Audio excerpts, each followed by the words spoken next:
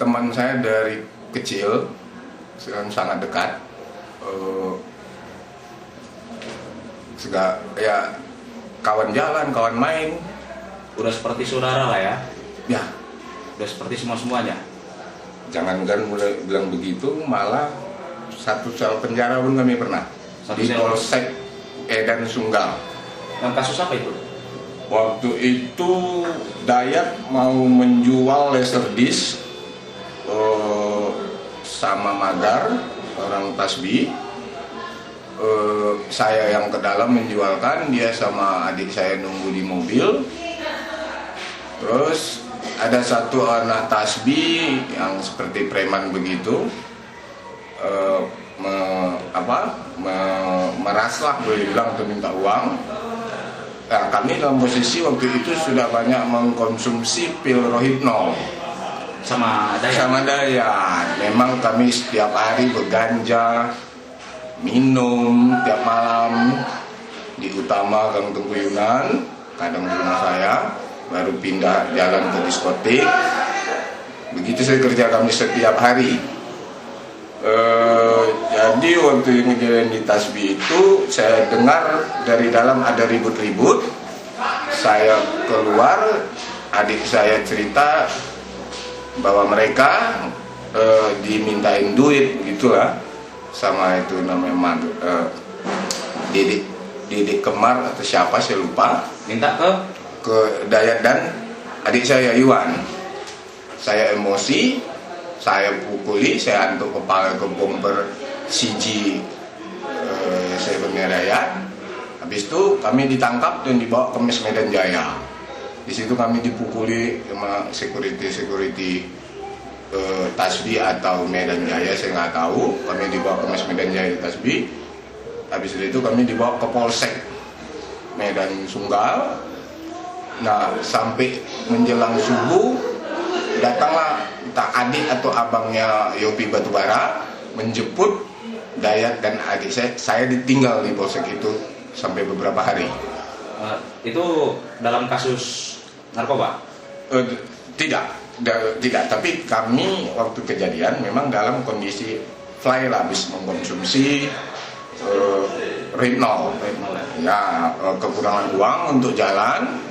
Dayat ada mau menjual laserdisc.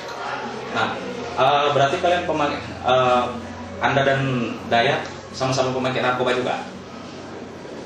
Ya, lepas dari itu untuk ganja itu rutin, itu jelas rutin. Dan saya sangat tahu pasti Dayat itu tiada hari tanpa ganja. Tanpa ganja ya? Ya. Bahkan sampai Anda kenal dia sampai sekarang? Sampai terakhir dia dilantik menjadi salah satu pejabat di daerah Sumatera Utara ini. Itu komunikasi terakhir, dan saya juga cukup intens membantu dia dalam proses menuju ke jabatan dia tersebut. Nah, bahkan ada isu bahwasannya dia juga pemakai narkoba jenis lain. Ya, ada teman saya namanya Riko, anak Pem 3 yang membilang langsung kepada saya dia sering mengantar sabu-sabu pesanan Dayat. Itu kemana pesanan itu diantar? Karaoke, kadang Dayat ini kan sering itu nih main golf. Nah, jadi golf itu telepon-teleponan. Ya biasalah ada begitu, tentu ya dengan cewek-cewek lah. Karena saya ingat ada satu kejadian pernah saya dengan istri saya pada waktu itu ya. Namanya Novi, satu sekolah sama Dayat di Harapan. Kami jalan berempat, saya, Dayat, istri saya Novi, dan teman istri saya ada Harapan juga namanya Iin.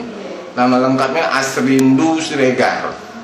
Waktu itu tinggalnya Jalan Tomat nomor 1.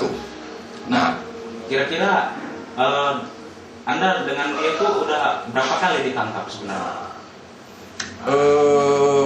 yang apa itu satu kali yang sampai ke polsek. Tapi proses hukum tidak lanjut ya. Karena di ini ya dibayar ya. Nggak pastilah kalau menurut saya, karena yang dibebaskan pada menjelang subuh itu hanya Dayak dan adik saya Iwan. Saya tidak, saya tinggal di situ di polsek itu. Yang kejadian dengan Novi dan Iin itu sampai heboh juga. Hebohnya begini, kami habis dari Dugem lah, ke diskotik, pulang dari diskotik, kami nginap di Hotel Pelangi Padang Bulan di sebelah galon pom bensin.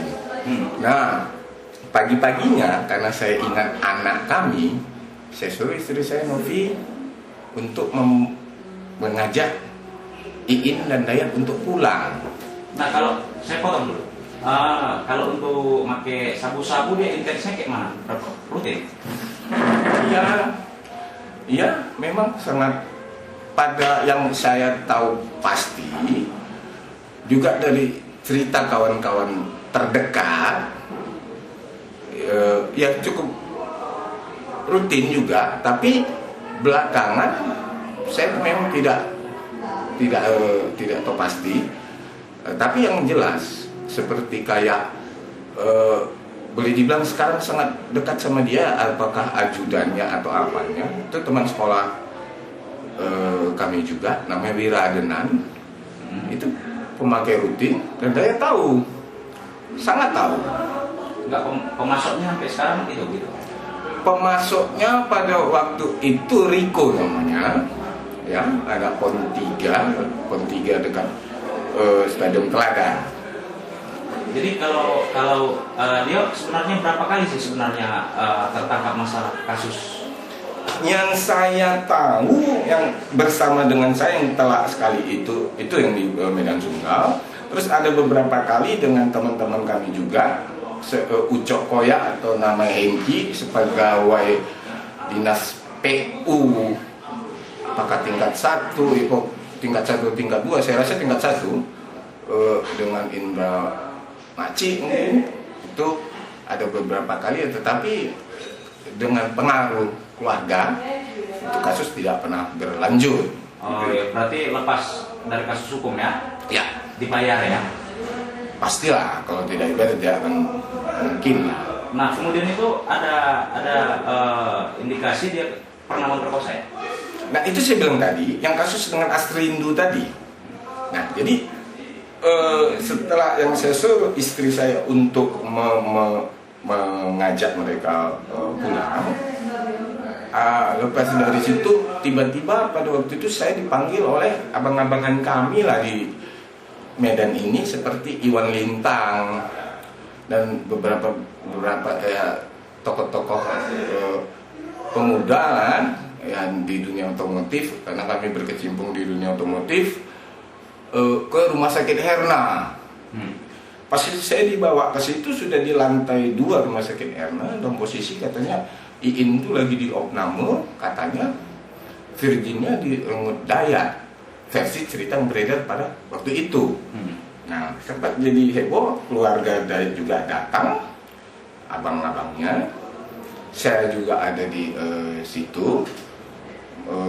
Ya ribut-ribut begitulah, tetapi dari pihak Dayaknya itu minta dilakukan suatu visum, minta lakukan suatu visum. Ya, saya hanya memberikan keterangan ya seperti kayak di sidang antara teman lah, oleh senior kami.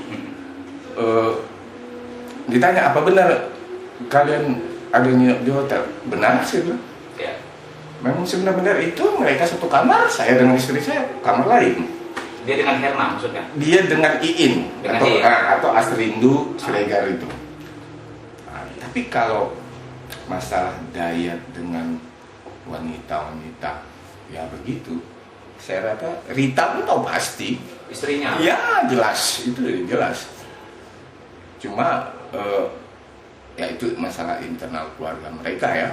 Tapi yang pasti bukan sekali 2 kali terjadi konflik di antara mereka, mungkin ya masalah begitu, karena memang dari dulu Dayak ini baik dengan saya sampai berbulan-bulan maupun dengan teman-teman dekat kami yang lain, itu memang selalu boleh dibilang keluar malam, Iya. pulang pagi. Intinya dia rutin lah dengan dia tidak asing dengan dunia narkoba dan wanita ya. Oh jelas. Dan itu semuanya rata-rata bersentuhan dengan hukum ya. Oh jelas. Hanya dibebaskan, dilepaskan hanya karena dia punya pengaruh dan punya uang ya. Iya, saya rasa juga begitu ya. Itu udah dia untuk permasalahan pemerkosaan ini, apakah itu yang pertama apa ada beberapa kali? Yang saya begini, saya dengan dia itu kan benar-benar pada posisi itu memang sangat-sangat dekat. Sangat-sangat dekat sekali, sudah seperti kayak saudara. Pernah juga dengan saya sekali lagi kami dari diskotik Big Boy itu pulang membawa lightingnya namanya Sri, orang komplek Kodam. Habis dari diskotik itu saya mengantar Dayat dan Sri ini, lighting ini ke salah satu hotel di Padang Bulan, saya lupa namanya. Nah keluar dari hotel itu mobil CG Dayat yang saya bawa ini ditabrak oleh kol diesel. Ditabrak oleh kol diesel ke bengkel. Habis itu ya kalau si Dayat sering tidur di rumah Sri ataupun yang lain, saya rasa semua kawan-kawan kami tahu itu, bukan hanya saya. Intinya dia berhubungan itu memang secara pemaksaan pemerkosaan, apakah memang Pada waktu itu yang kalau kejadian dengan Iin, setahu saya memang ya kalau dibilang suka sama suka saya rasa iya ya.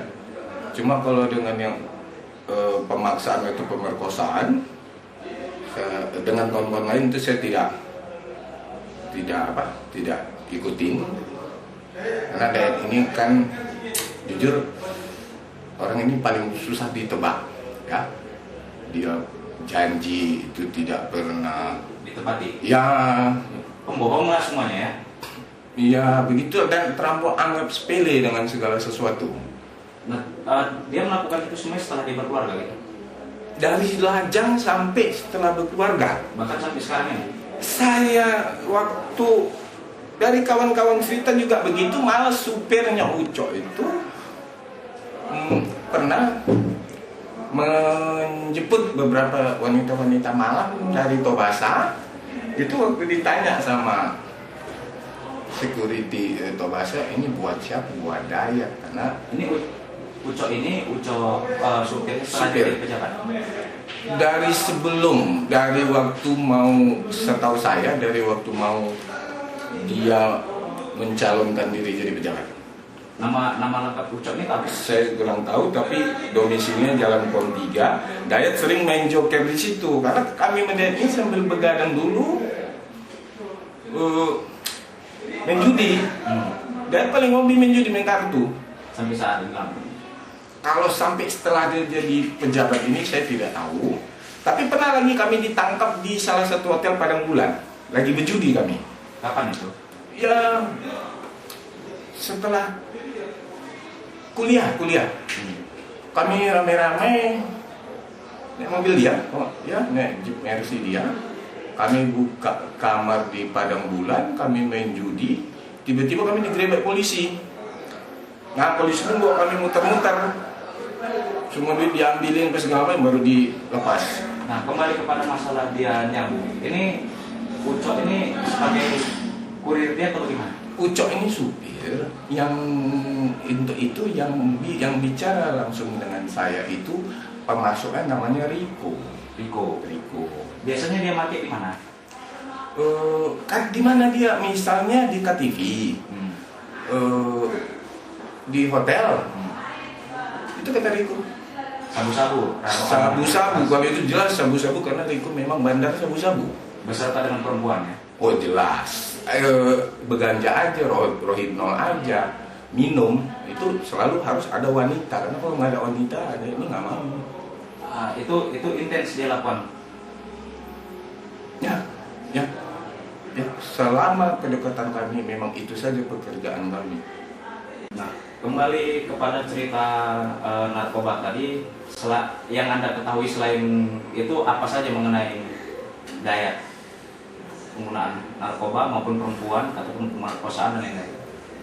Saya kalau untuk narkoba saya memang tahu pasti Dayak ini memang rutin dan intens. Waktu kami selalu bersama sampai berbulan-bulan itu udah jelas ke diskotik. Nanti kalau kehabisan duit, pernah lagi kami mengambil ke pom bensin dia yang di Krakatau Ujung, kalau nggak salah, dekat pintu tol itu. Terus kalau wanita-wanita itu udah jelas, itu sudah sangat, itu udah jadi satu rahasia umum bagi kawan-kawan kami. Ya, banyak duit kan, apapun keinginannya pasti. Siapa-siapa aja kawan-kawan Anda itu? Sangat banyak, semua. Yang kawan jalan judi lagi itu dia sangat hobi, ya. Sampai buka kamar hotel khusus untuk main judi. John, ya banyak, Coki, Cokoya, Indra Maci, belum lagi kawan-kawan yang sekolah yang saya sebut tadi, kawan-kawan tempat kami ngumpul pagi, siang, sore, malam di Gantung Guyunan itu sampai berhari-hari kami main joker, pikir taruh. Pulang pun dia hanya mungkin ganti baju dan setor muka sama orang tuanya, balik lagi ke situ, ya selalu begitu.